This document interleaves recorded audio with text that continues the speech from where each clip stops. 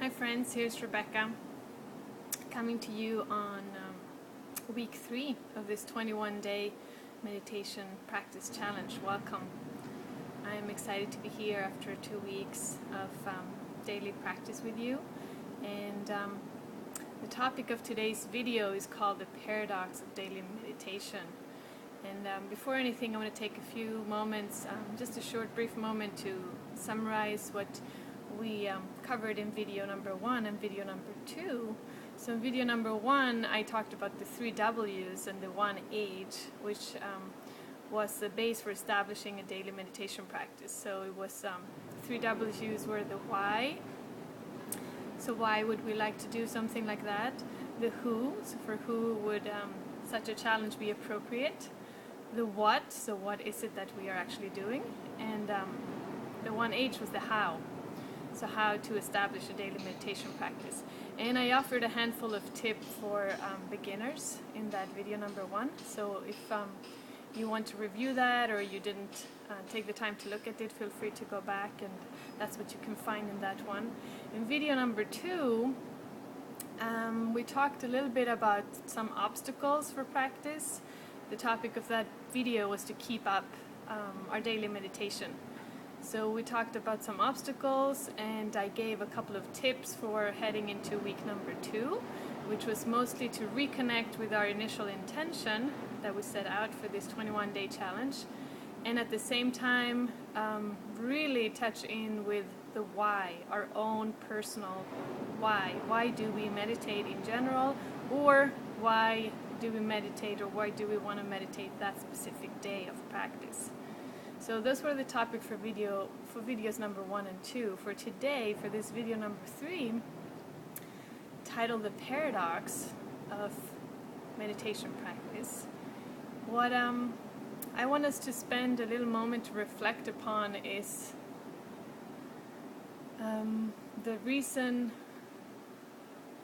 that we practice or that we don't practice. So at this point, I am sure all of you have experienced practicing, more or less, and I'm sure all of you have experienced a day where you didn't practice, or where you didn't practice the way you wanted to practice, or as long as you wanted to practice.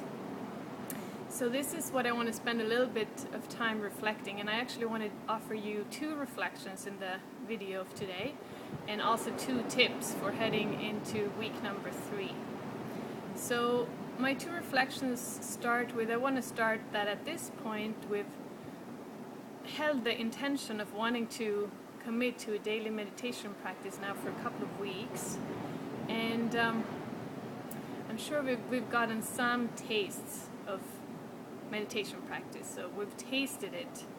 We might have done longer periods, shorter periods, but we have gotten some taste, and we might have tasted a certain stillness, a certain inner peace during the practice.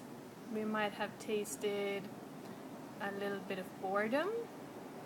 We might have tasted or experienced discursiveness, busyness, busy mind. And we might have noticed slight shifts in our actual being during our days when we actually have offered ourselves the opportunity to practice. So there has been a certain taste at this point, and that's my first reflection. Let's just stop for a moment and reflect on what this taste has meant for each of us individually. What has my taste of the practice been in this past couple of weeks, or in general? And the second part, which is where the paradox comes in, that I wanted to share with you guys today, is I'm sure you all have experienced at this part these 2 sides of ourselves. So there's the one side of ourselves that long for practice, that jones for practice, that want to practice, and then there's this other part of ourselves that don't want to practice, or that feel a tremendous amount of resistance to practice, or that find all the excuses in the world for practice. So what are these 2 sides that we actually experience during this time of the intention being to actually practice every day, and how do we deal with this? So I just wanted to cover a little bit these two sides. So there's one side that is the longing for practice, the intention to practice, the wanting to practice, the one that has committed to this challenge, the one that has committed to this 21 days of experiencing what a daily meditation practice could carry and could bring to us. And this part of ourselves is actually the very pure one, the one that comes from our heart, and the one that actually doesn't have very many or very good rational reasons. It's more reasons of the heart that are hard to put words to. Like, why do we long for practice? Why are we inspired to do such a thing? So that is one part of ourselves, and then there's the other part of ourselves that is a little bit in contrast to this one, the one that has a lot of rational reasons.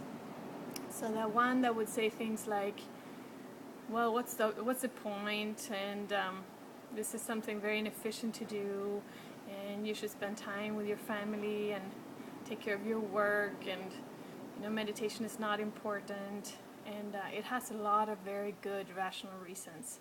So we find ourselves a little bit with this struggle, this internal fight or duality going on between one side of ourselves and the other side, and sometimes we can even feel like we're going crazy.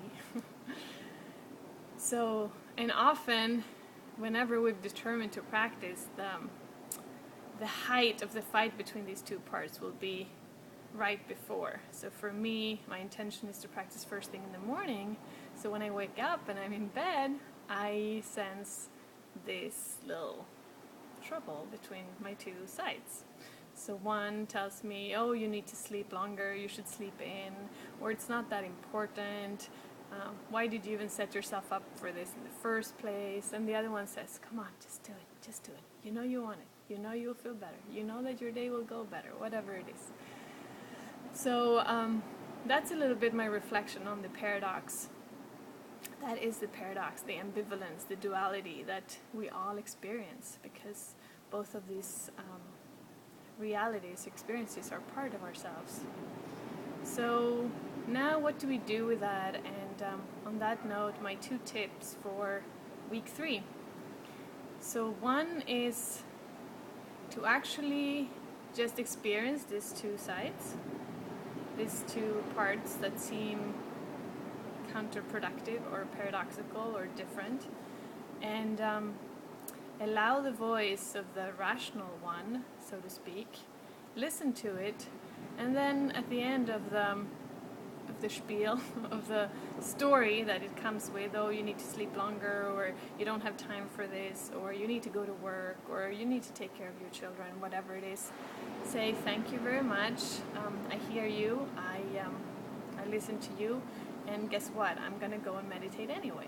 I'm going to do it anyway. And on this note, I've shared before, you might have run out of time for your practice that day, or it might be shorter, but something is better than nothing. So if you cannot do your full hour or your 45 minutes that you intended to, do 15 minutes, or do 5 minutes, or do 3 breaths, whatever it is, but do something. So that is my tip number 1. So along the lines of just do it, and do it anyway, despite of this secondary voice that is very strong at times. So just in a very gentle, very soothing, very nurturing way, just thank that voice, because there is a reason why, and we can go into that topic a whole other time, but there is actually a reason that voice is there. It's there to protect us. And just do it anyway. So that is tip number 1. And tip number 2 is when we actually do our practice, when you actually get to it and you're there to do it, make all the efforts possible to really be present with your practice. Try not to have your whole practice period be spending on time on what you did before or in the past, or what you're going to do in the future, but really, and in the beginning, that's why it's so helpful to listen to a guided practice, because all of our attention is being put on this guidance, on the instructions of the actual practice. So those are my 2 tips for this week. Just do it anyway, despite that secondary voice. And the second one, be present. Be present during the practice. and just feel everything that the practice has for you. So that's all. I hope that was helpful, and I wish you a wonderful last and third week of this 21-day challenge. And if you haven't signed up for my newsletter yet, probably most of you have at this point, because that's the way you receive these videos.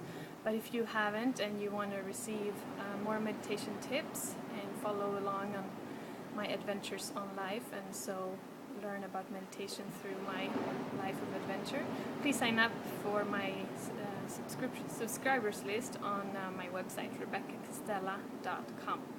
I look forward to keeping in touch with you, and good luck. Bye-bye.